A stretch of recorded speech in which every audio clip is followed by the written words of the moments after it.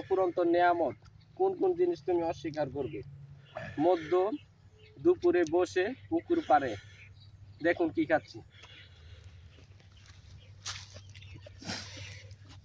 এই যে তেঁতুল, টক অনেক, সাথে আছে দেশি খিরাই, আর একেবারে দেশি টমেটো, কাঁচা মরিচ, সব একেবারে সবজি একসাথে মিশ্রিত করে এটা এরকম ভাবে করা হয়েছে যে পিনিক উঠে গেছে।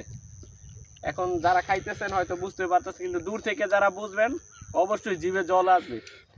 জিভে জল আসে পাই সাজিলের। এখন সাজিলের জলের বিষয়ে কিছু কথা বলবো, লইও সামনে। বন্ধু অসাধারণ, খুব ভালো লাগতেছে, মস্তিষ্কটা একদম রিল্যাক্স করতেছে, ভালো লাগতেছে বন্ধু, অসাধারণ লাগতেছে। অনেক টক হয়েছে, টক। আহ এই যে মনোযোগ দিয়ে খাইতেছে রাতে, অনেক কষ্ট করে বানাইছি, হাত মরিচের লাগে অনেক জ্বলতেছে, ঠিক আছে, এটাই করে কষ্টের ফল মিটাই হয়। পিনিকটা একটু দেখুন, রসালো পিনিক, সাধারণ মানুষ খাইতে পারবো না আশা করি।